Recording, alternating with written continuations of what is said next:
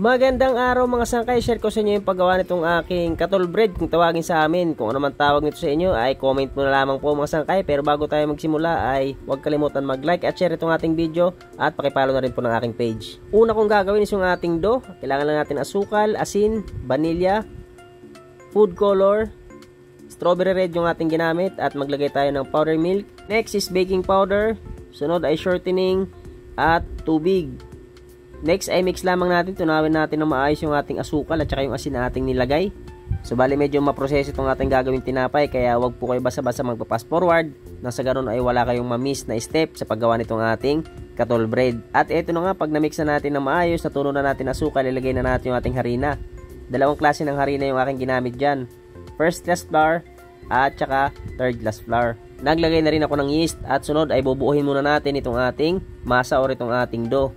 Para sa mga sukat ng bawat ingredients, puntahan nyo na lamang sa ating caption. Diyan ko na lamang po ilalagay yung ating mga ingredients na kailangan at bawat mga sukat nito. So bali ito nga palang ating dough ay gagamitan natin ng dough roller sa pagpapakinis para mas mabilis natin mapakinis itong ating dough nitong ating cattle bread natin ginagawa. At ito na nga, nagawa na natin, itabi muna natin mga sangkay. Gawin muna natin yung ating palaman ng ating cattle bread. Ayan, kailangan lang natin ng asukal, breadcrumbs, vanilya, at baking powder. Sinalaan ko nga pala yung baking powder mga sangkay dahil medyo may buo-buo. At sunod kong ilalagay ay tubig. At maglagay na rin tayo ng margarine. So yun, kapag nailagay nyo na yung mga ingredients sa aking nabanggit ay mix na muna natin bago natin ilagay yung ating sunod na ingredients. So bali itong klaseng tinapay mga sangkay is napakatagal na nitong klaseng tinapay. So bali ngayon bibihira ko na lang ito makita sa mga bakery. Napakasarap ito sausaw sa kape mga sangkay dahil medyo malutong. Doon sa amin sa probinsya is talagang hindi mawawala yung mga ganitong tinapay, is karamihan talaga pang deliver. At ito na nga, nahalo na natin, isunod na natin lalagay yung ating harina. Bali ito nga palang minamasa natin mga sangkay is ito yung ating pinakapalaman. Bubuuhin lamang natin ito. Nga pala medyo marami itong mga sangkay, bali yung doon natin dito is 1 kilo. At ito naman ating minamasa is 1 kilo rin itong mga sangkay. So bali kung sakaling marami ito para sa inyo at gagawa lang kayo ng pangmerienda, ay pwede nyo naman pong hatiin lahat ng mga sukat ng mga ingredients para makagawa kayo ng kalahating kilo. At kung gagawin nyo naman pang negosyo ay syempre wag na wag nyo kakalimutan mag-costing. Isa sa mga part ng pag-negosyo nito is kailangan alam natin kung magkano natin naging puhunan. At nakalimutan natin ilagay yung ating powder milk. Ayan mga sangkay, hinabol natin yung ating powder milk. Powder milk ay isa sa nagpapasarap ng ating tinapay, kaya wag na wag nyo kakalimutan. Para sa iba pang recipe ng ating mga tinapay ay meron na po sa ating page mga sangkay. Tsaga-tsaga lamang po kayo sa paghahanap dyan. Marami na tayong naka-upload dyan.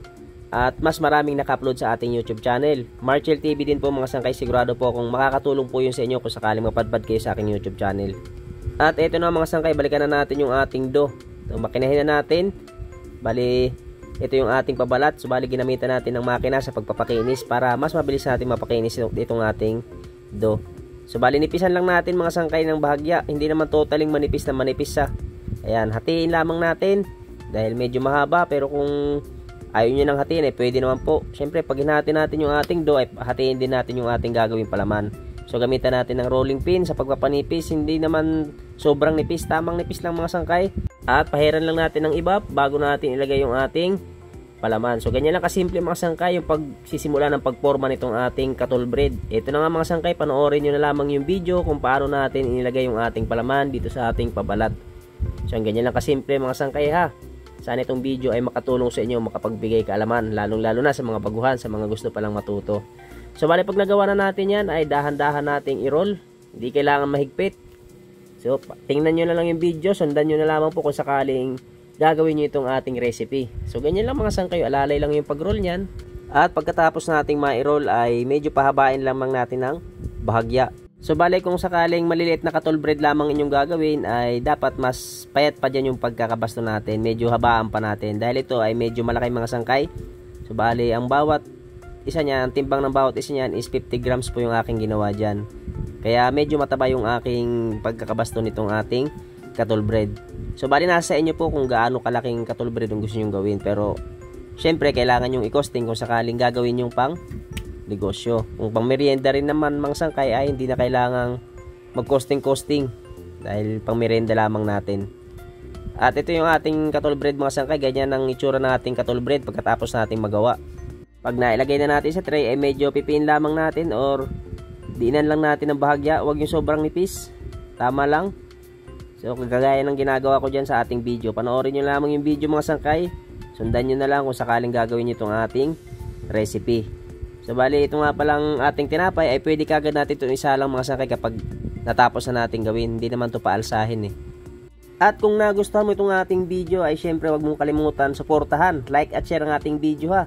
At pakipollow na rin po ng aking page. Maraming salamat sa patuloy nyo pong pagsuporta sa aking channel. At ito na nga, nagawa na natin lahat mga sangkay. Ready na para isa lang. So ayan, meron tayong 8 tray. Ang bawat tray ay merong 12 piraso na laman. Init ang ating oven dyan is 180 degrees Celsius. Sa baba natin isinalang. At yung natirang 2 tray ay sinalang na rin natin sa taas. Gumamit tayo ng katamtaman lakas ng apoy.